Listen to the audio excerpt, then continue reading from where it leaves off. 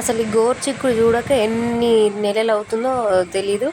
Almost 6-7 months అవుతుంది ఈ గోరుచిక్కుడు తిన్నాక. మనం జమ్మూ కాశ్మీర్లో ఏ గల్లీకి వెళ్ళి ఎతికినా కూడా ఈ గోరుచిక్కుడు అసలు కనిపించదు.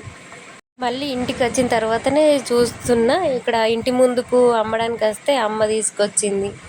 మా ఇంట్లో ఒకరు పేషెంట్ ఉన్నారు, తన కోసమే మా పిన్నికి స్మాల్ సిజేరియన్ అయింది, తన కోసమే ఉప్మా చేస్తున్నా. ఉప్మా మళ్ళీ పేషెంట్స్కి ఎట్లా ఉండాలంటే మెత్తగా ఉండాలి. నాకేమో పొడి పొడిగా ఇష్టం, వాళ్ళకేమో అందరు మెత్తగానే తింటారు. ఇక నాకు నచ్చినట్టు ఎప్పుడో ఒకసారి చేసుకుంటా, వాళ్ళకి నచ్చినట్టు ఎప్పుడు చేస్తా. ఇక్కడ ఏం చేస్తున్నారంటే త్వరలో మా ఊళ్ళో పెద్దమ్మ బోనాలు చేస్తున్నారు.